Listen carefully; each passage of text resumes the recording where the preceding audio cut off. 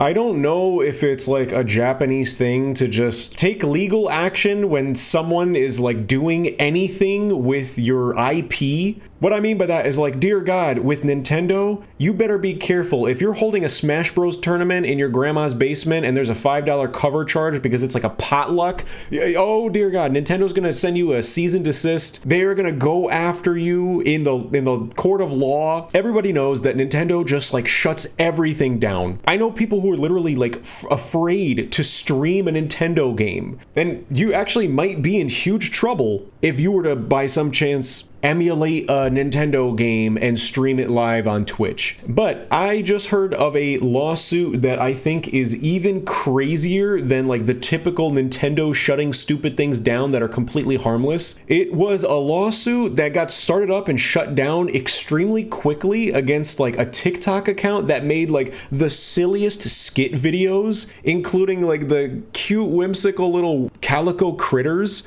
The TikTok account was called Sylvania Drama or Sylvanian Drama. And here, I'm gonna show like an example of some of the videos that they make. All right, so unfortunately, this TikTok video is using copyrighted music. It is the Making My Way Downtown song. So I'm gonna do a recreation of that song while I'm watching the video. Want to relapse tonight? No, I'm happily married and sober now.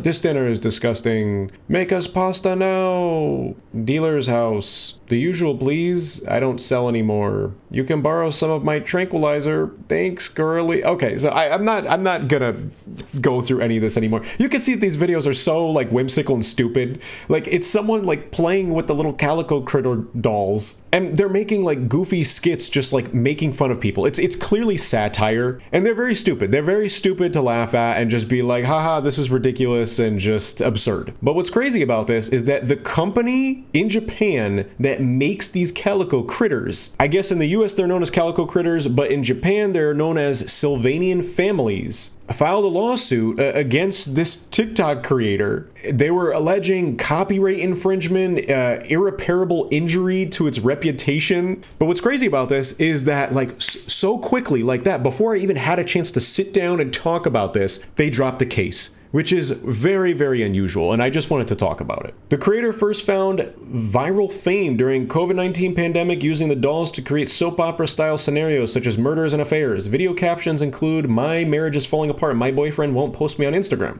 By contrast, Sylvanian families, known as calico critters in the US, are marketed as adorable range of distinctive animal characters with charming and beautiful homes, furniture, and accessories. Characters have names like Freya the Chocolate Rabbit Girl, and Ambrose the Walnut Squirrel Baby, and Pino the Latte Cat Baby.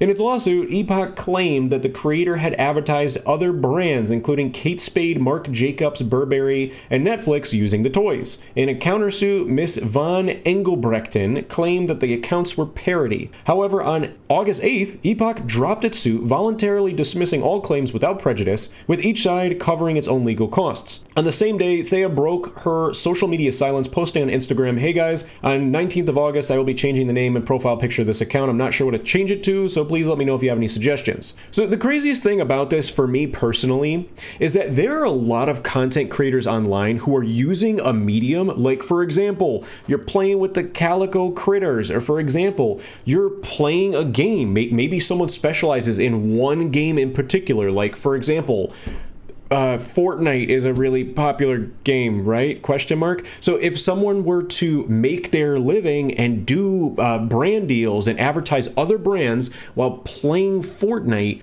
I don't understand how that's copyright infringement. It's so clear that the Sylvanian families like just took everything to an absolute extreme. I actually don't even think that they had like any substance to the alleged claims that they were making. And we're going to see, because like the court documents are out there and I have them on my computer. I'm going to show you. And it's actually so silly to see like a picture of a calico critter and then underneath it says like Exhibit 1. But in my opinion, there's just no substance in that. Like if I make a product and then someone is making videos that are creative and they're satire, it's just not copyright infringement. That is like what the entire internet is built on. Like if someone is a car content creator and they make a video about like, oh, I got the new Ford, and they're driving around on the Ford, and then midway in the video they have a brand deal and they're advertising like, hey guys, you should check out the Chemical Guys wax cleaner. It would make no sense for Ford to take legal action on the content creator and say, yeah, this is copyright infringement. This is crazy. You can't be doing that. You can't be making videos with our cars and then promoting other brands while showing our car. It happens so often. So anyways, this is a roller coaster. This is the 51-page court document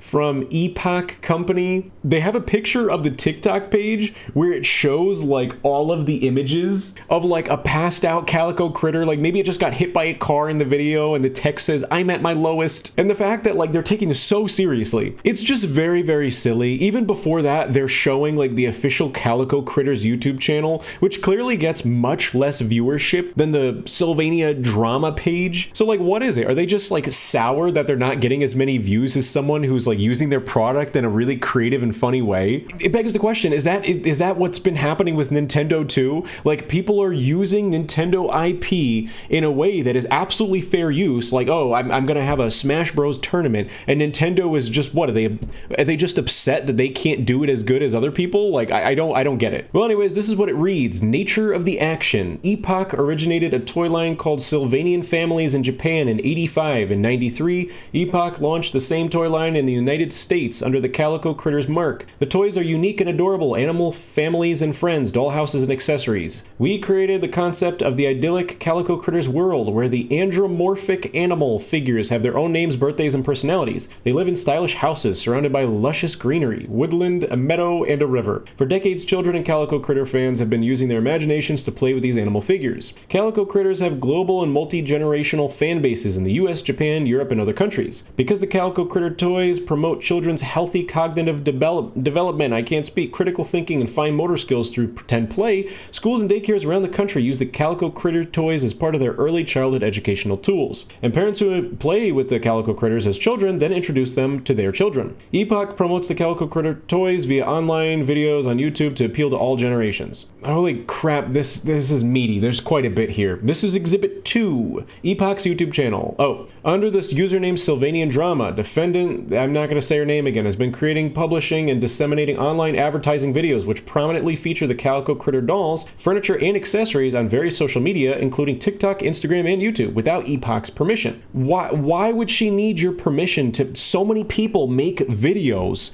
using products? It doesn't make any sense to me. Defendant creates these infringing works for the purposes of advertising products and services for others. That is absolutely not true. It's just not. The purpose is making the funny videos, and then here and there are brand deals. It's not for the purpose of advertising products. It just isn't. Defendant advertises other brands, goods, and services, including Kate Spade, Marc Jacobs, Burberry, Netflix, Hilton, Taco Bell, Urban Outfitters, Super Goop. I'm not going to say the rest.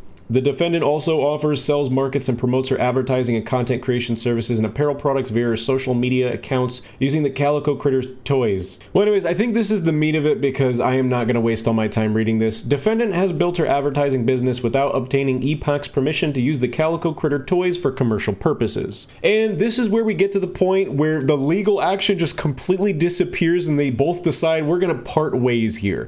I think, now, this is like me just absolutely speculating. I don't know. But I think what happened is that it's very clear that the Sylvanian Drama TikTok account, like their main purpose and goal in life was not to just use another company's IP just for the sole fact of just like, oh yeah, I'm gonna market other brands with the Calico Critters. Like the nature of TikTok is they probably just made a silly video and then it was like, oh crap, like this can be a career, like I can make good money doing this. Which eventually gets us to the next legal document, which I will show in just a moment, but I will just quickly summarize it right here. Both parties decided we'll both pay for our own legal fees here. We're gonna go separate ways. And I guess the big conclusion is that the content creator had to change their profile picture, change their username, and that is it. Which is like, what? Really? like a 51-page legal document. Like they really made that, they had their panties in a bunch that much. They made a 51-page legal document only to achieve the person is going to change their username and change their profile picture.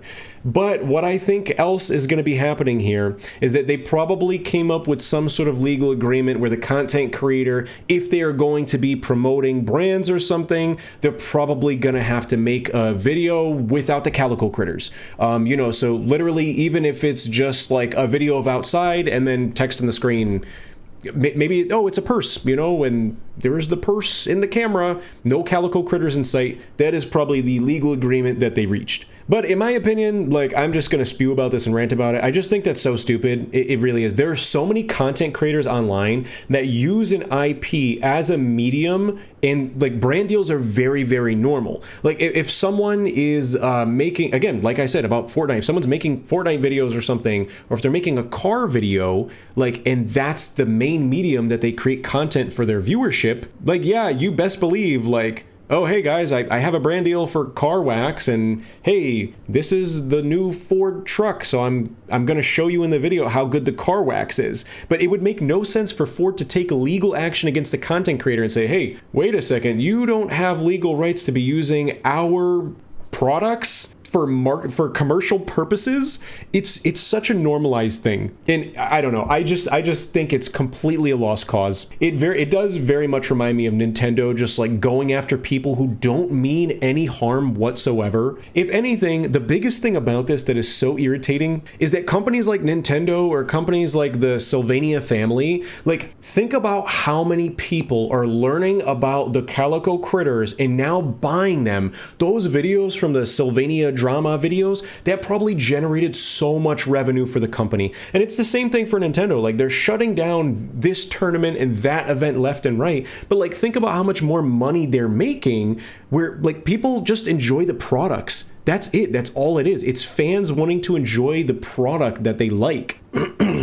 And in my opinion, I think that these companies shutting things down and like going through these crazy hoops to take legal action, shut things down, I think it actually creates less revenue, and it shuts down like a huge potential for more fans. Anyways, I'm losing steam here. That's pretty much all I wanted to rant about. I already summarized it, but this is the document. Pursuant to Federal Rule of Civil Procedure, Plaintiff Epoch Company hereby dismisses all claims in this action without prejudice, each party to bear its own costs, expenses, and attorney fees. So anyways, I just think it's stupid. I just wanted to rant about just like companies just like making a big fuss and getting their panties in a bunch when, like, sometimes, I would argue most times, these things are good things. In fact, I'm pretty sure that the way that I found out about the silly like Calico Critters is from those stupid videos, and I think they're hilarious. So like, without those videos, like, not that I have any interest in them, but I would have never known about the brand. So it's just stupid. I don't understand why companies are going after people who just don't mean any harm.